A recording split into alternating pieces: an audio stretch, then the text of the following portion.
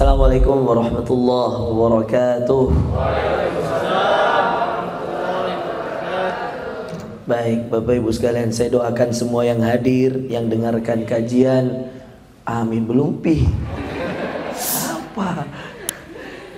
Saya doakan semua yang hadir bisa haji, bisa umroh. Amin. Bersama keluarganya. Amin. Punya anak penghafal Quran. Amin. Soleh soleha. Amin. Yang belum dapat jodoh segera ketemu jodohnya. Amin. Ramadan, lamaran, Syawal, akad.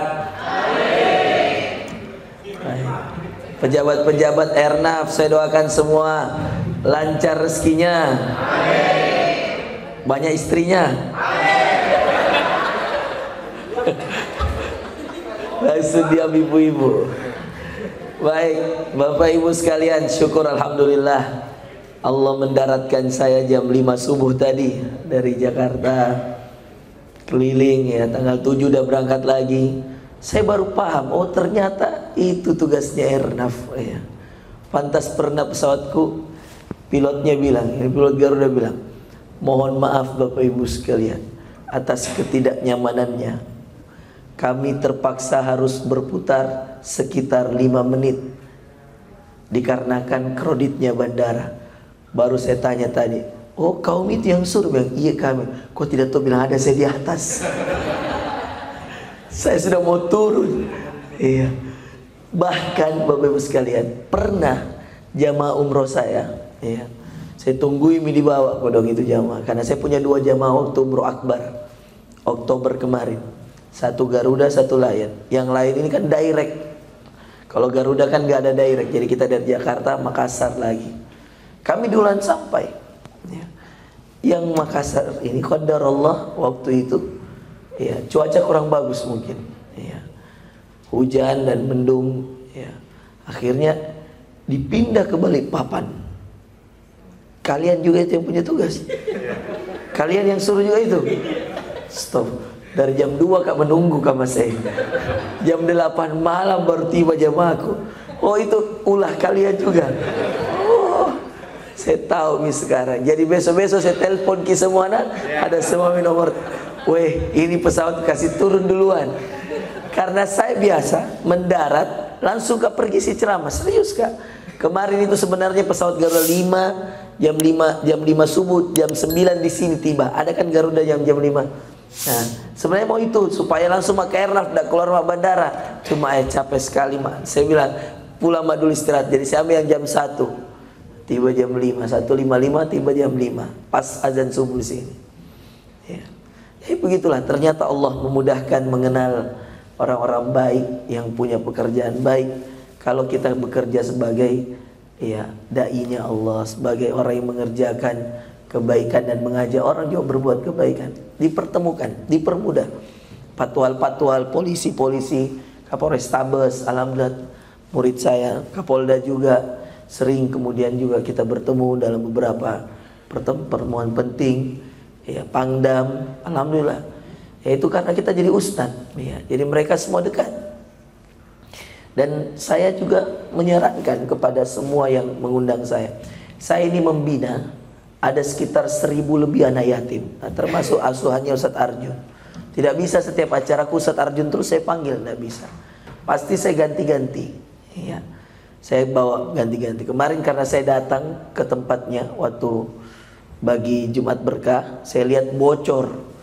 Maka saya bilang, waktu di PLN kemarin saya bilang, sini bawa berapa waktu itu. Saya bilang, bawa juga anggota ATA. Semua sekarang yang undang saya wajibkan. Karena saya ini Bapak Ibu sekalian, alhamdulillah, sejak saya selesai S1 di Sudan, S2, S3, saya S1 sampai S3 itu di Sudan, International University of Africa, kampus Liga Arab. Gak banyak orang kuliah di sana dari orang Indonesia, terbatas. Ya, jauh-jauh saya belajar. Tamat SD saya sudah ke Gontor, pesantren. Ya, 6 tahun, 2 tahun saya mengabdi, 8 tahun memang. S1 4 tahun setengah, S2 2 tahun setengah, S3 3 tahun setengah, 12 tahun. 8 tambah 12, 20. Ada yang mau belajar 20 tahun. Bapak Ibu datang dengar saja, ilmunya kita bawakan. Iya kan? Subhanallah Bapak Ibu sekalian, saya merasa ilmu itu sia-sia kalau tidak bermanfaat secara langsung untuk orang lain. Ya. Ceramah, apa manfaatnya? Ini punya Baitul Mal, PLN ada YBM PLN, ya kan? Telkomsel ada, MTT Telkomsel, Majelis Taklim Telkomsel. Semua yang undang saya bilang, kau itu semua, Kominfo gampang masuk surga semua. Tidak ada orang dalam di dalam. Saya bilang. Ya. Makanya kalau mau masuk surga, cari orang dalam. Orang dalam itu penghafal Quran, anak yatim. Ana wa kafilul yatim kahataini fil jannah. Ini hadisnya. Saya dan pengasuh anak yatim, bukan anak yatimnya ya, pengasuhnya. Pengasuh anak yatim seperti ini di surga. Ustadz, bagaimana anak yatimnya? Di dalam nih. Bagaimana dengan penghafal Qurannya? Asyraf ummati khairukum man ta'allamal Quran. Sebaik-baik kalian yang belajar Quran. Wa'allamah, dan mengajarkan. Sebaik-baik umatku, kata Rasulullah, hamalatu kitabillah, penghafal Al-Quran. Tidak bisa ki hafal Quran, bu, asuki penghafal Quran. Tidak bisa ki banyak beramal soleh, asuki anak yatim. Itu semua yang akan menjadikan kita punya orang dalam minimal di surga. Itulah kenapa Bapak Ibu sekalian, saya berpikir, lama aku ceramah, jauh ku belajar, sampai ke Timur Tengah saya belajar, ke Afrika, ke Qatar, jauhnya saya pergi menuntut ilmu, keliling saya, jauhnya saya pergi ceramah. Saya pernah ceramah di Prancis, saya pernah ceramah di Eindhoven di Belanda, di Amsterdam, saya jauhnya saya pergi ceramah. Anak yatim masih banyak di Makassar.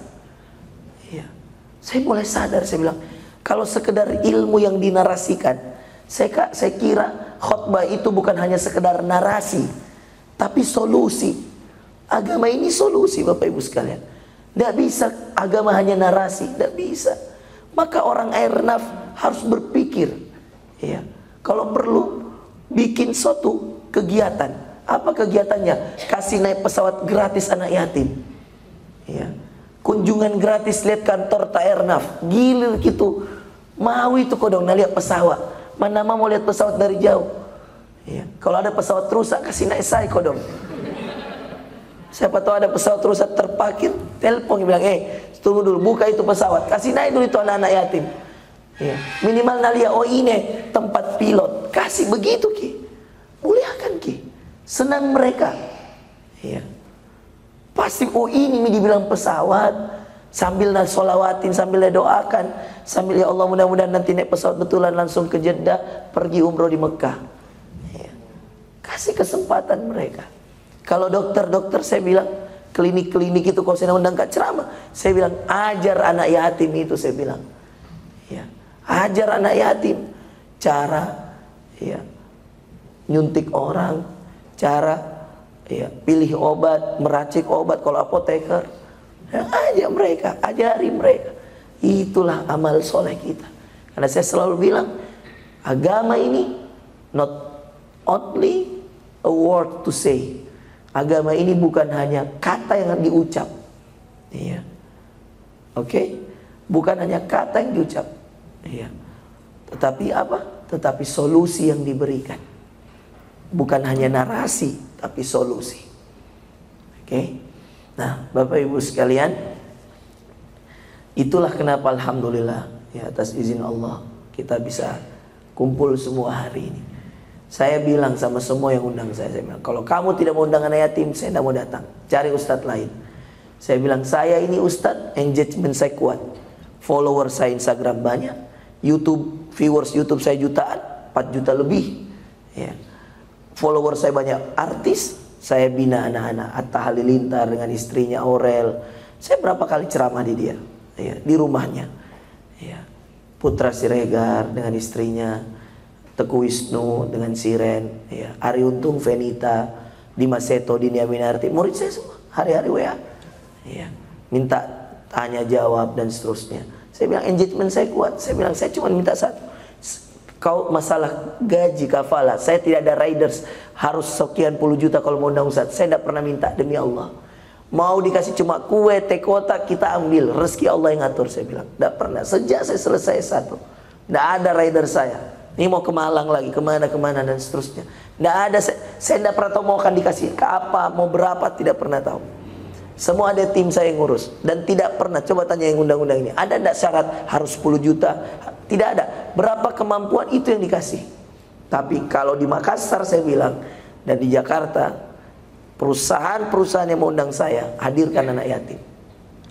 Ya. Hadirkan mereka, hadirkan penghafal Quran. Ya. Coba Anda lihat itu bingkisan yang Anda kasih. Itu sampai mati mereka kenang. Saya pernah dapat ini bingkisan. Ya. Sederhana bagi Anda, Bu. Anda tidak tahu rasanya jadi anak yatim. Ya. Anda tidak tahu rasanya sejak kecil tidak pernah lihat orang tua. Ya. Hatam saya cerita anak yatim itu. Ada anak yatim sejak 2 bulan ditaruh di tong sampah. Bayangkan, mamanya yang taruh. Ya, diambil, diasuh di Bandung. Ya. Anak itu jadi buta, bayangkan, karena tidak ada yang rawat. Ya. Diambil, diasuh. Subhanallah. Ya. Banyak kisah-kisah yang luar biasa. Buta penghafal Quran, banyak. Ya. Yang luar biasa, Bapak Ibu sekalian. Makanya diangkat Nabi dari seorang yatim. Belum lahir, tidak ada mi ayahnya Nabi. 6 tahun meninggal mi ibunya. Tidak mau peduli sama anak yatim. Nah Rasulullah yatim. Coba pikir. Menangis mi kodong anak itu. Baru disuruh. Mana mama mau kamu nak? Meninggal. Di mana mama tak kita? Nah sini dulu. Di kampung. Sini dulu. Iya. Siapa namanya ini Ustaz Arjun? Sini maju nak. Sebut ki mamanya orang, bapak menangis mi anaknya orang. Siapa namamu nak? Andre. Andre. Ya, mana mama tak? Di mana kampung tak? Mamuju. Mamuju. Sulawesi Barat. Ya. Masya Allah. Bapak tak mana nak? Kerja. Kerja. Di mana bapak kerja nak? Mamuju. Mamuju juga. Ingat rindu kisah orang tua tak? Ya. Kenapa ki dikasih ke Makassar sekolah? Menghafal Quran. Tidak mampu bapak tak biayai ki. Apa kerjanya bapak nak? Petani. Bodoh. Ya. Rindu ki bapak tak? Berapa tahun mungkin tidak ketemu? 1 tahun. Ustaz, kasih pulang Ustaz. Nih, habis lebaran saya biayai. Nah, pulang kina, saya biayai ki pulang. Nah, berapa biaya ke Ustaz? Kasih pesawat Ustaz, saya bayarkan pesawatnya. Ada pesawat ke Mamuju nak? Ada. Pernah kau naik pesawat? Kasih pesawat ya. Saya bayarkan Ustaz. Bayarkan PP. Kampungnya siapa? Wih. Tapi bisa dipulang tahu atau kasih pesawat ki, urus ki, semua biayanya saya bayar. Ustaz nah? Sebelum lebaran 20 Ramadan kasih pulang nih Ustaz. Suruh berbakti sama orang tuanya. Tapi balik kau lagi ke sini. Menghafal Quran. Betul mal biaya pulang ke sini. Hah? Betul mal Ernaf yang biaya pulang ke sini. Motongi bilang. Jangan kau ambil pahala kau. Tidak mau ja. Bagi 2 Ustaz. Bagi 2 Ustaz. Pulang mau kau nak? Mengabdi, cium tangannya mamamu, cium tangannya bapakmu. Nah, berapa juz mi hafalanmu nak? 4 juz, alhamdulillah nak. Ya, salim dulu nak. Ya. Oke, duduk lagi nak. Ustaz, uruskan pulangnya Ustaz. Inilah dibilang rezeki, dari tahu. Ya, menangis ki kodong kuliah langsung, subhanallah. Nah, ingat bapaknya, ingat mamanya. Ya, saya 12 tahun. Ya, jauhku itu pergi sekolah di Gontor, Ponorogo. 24 jam saya naik kapal. Ya. Mamaku yang bawa kak, subhanallah. Sekarang mamaku tinggal tenang saja. 3 anaknya dari Gontor semua. Saya dengan adikku di Sudan, adik perempuanku di Saudi sama suaminya. Semua penghafal Quran. Saya bilang ya Allah, ya, tenang-tenang mi mama. Dosen tonji mama. Ya. Ya, bersyukur Allah kenalkan ke agama lewat mamaku. Perjuangannya bawa anaknya pesantren, muntah-muntah, subhanallah. Di kapal itu muntah-muntah, naik bus muntah lagi. Anak 12 tahun. Bayangkan saya sekecil ini Bapak Ibu sekalian. Sudah berangkat ke Gontor, Ponorogo, jauhnya itu sekolah. Ya. Tapi itulah kalau ibunya mau. Saya tidak mau, maka saya masuk SMP 6. Ya, ada undanganku, ranking 1 terus Kak dulu di SD. Juara Kak matematika. Dulu ada bimbel namanya Primagama. Ya. Juara 1 Kak. Ya. Sekota Makassar itu 10 besar. Kalau di sekolah tidak ada sainganku. Ya. Dan dari kecil pintar. Ya. Ayah saya profesor Pak. Ayah saya itu terakhir jabatannya Direktur Politeknik Negeri Ujung Pandang yang di UNAS. Ya. Bapak, ibu saya doktor, dosen Yayasan Unismu. Saya PhD saya doktor, saya usia 32 tahun, termuda di kampus dari orang Indonesia. 32 tahun saya sudah doktor. Ya, alhamdulillah. Quran saya hafal usia 19 tahun. Ya. 2.500 hadis saya hafal. Saya jurusan ilmu hadis. Ya. 4.000 buku saya tulis. Semua gara-gara ibu saya. Seandainya ibu saya tidak paksa saya ke pesantren, tidak doakan saya, tidak jadi orang saya. Ya. Makanya saya suruh pulang, dia temui ibunya. Ya. Kalau dia berbakti sama ibunya, pulang ke sini lebih mudah lagi dia menghafal.